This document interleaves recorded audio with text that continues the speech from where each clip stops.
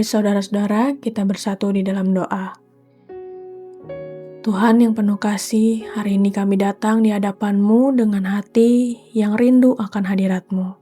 Di tengah kesibukan dan berbagai pergumulan kami, hati kami Tuhan ingin mengambil waktu untuk berdiam dan mendengarkan suara-Mu. Tenangkan pikiran kami, lembutkan hati kami, dan singkirkan segala hal yang menghalangi kami untuk fokus kepadamu Tuhan.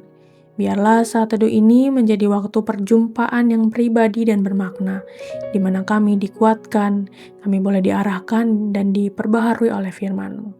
Inilah doa kami, hanya di dalam nama Tuhan Yesus kami berdoa. Amin. Renungan pada pagi hari ini terambil di dalam Ibrani 6 ayatnya yang ke-19 hingga ayat yang ke-20. Demikian bunyi firman Tuhan, pengharapan itu adalah sauh yang kuat dan aman bagi jiwa kita, yang telah dilabuhkan sampai ke belakang tabir, di mana Yesus telah masuk sebagai perintis bagi kita ketika Ia, menurut peraturan Melkisedek, menjadi imam besar sampai selama-lamanya. Saudara-saudara, pernahkah Anda mengalami atau setidaknya membayangkan ketika Anda pergi memancing ke tengah laut dan tiba-tiba perahu Anda rusak mesinnya? Tidak hanya berhenti di situ. Tiba-tiba sauh atau jangkar perahu Anda terlepas. Tentu saja perahu akan terombang-ambing dan terseret entah kemana. Belum lagi akan susah menemukan sinyal di lautan untuk meminta bantuan.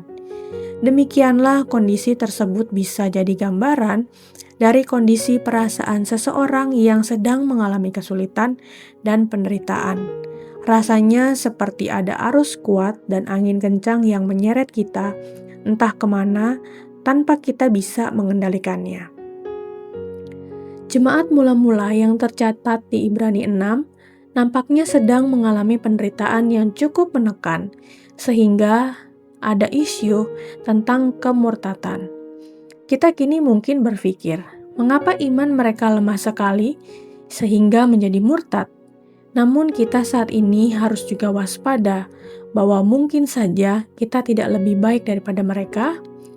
Leonard Ravenhill mengatakan, gereja mula-mula terikat erat dengan kemiskinan, penjara, dan penganiayaan.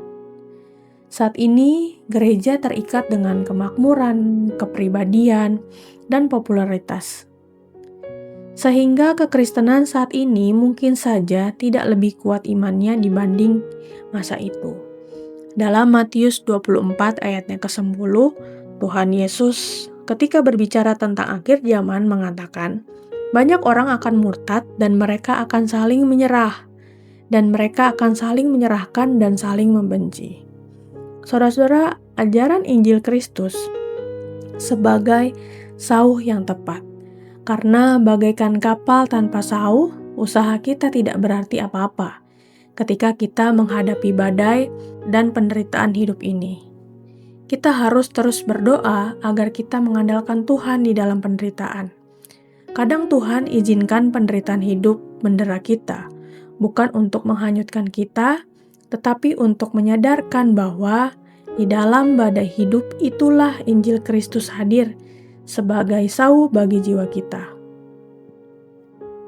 Melalui pencobaan-pencobaan yang tidak melebihi kekuatan kita, itulah kita sedang belajar mengenal pribadi Kristus lebih dalam lagi. Mengalami sendiri bagaimana pertolongannya sungguh nyata. Bahwa sesuai inti ajaran Injil, pertolongannya bukan didasarkan pada perbuatan baik atau performa agamawi kita. Bebannya bukan di kita, tetapi hanya oleh kasih anugerahnya. Mari saudara-saudara, kita bersatu di dalam doa.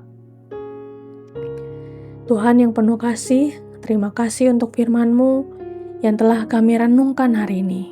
Engkau mengingatkan kami bahwa di dalam Kristus kami memiliki pengharapan yang teguh seperti sauh yang menahan jiwa kami di tengah badai kehidupan. Saat ini Tuhan, kami yang merasa lemah, terombang-ambing oleh masalah dan penderitaan, Tuhan ajarlah kami untuk tetap berpengharap kepadamu. Tolong kami untuk terus mengandalkan Tuhan, percaya bahwa Engkau selalu hadir dan setia menolong kami.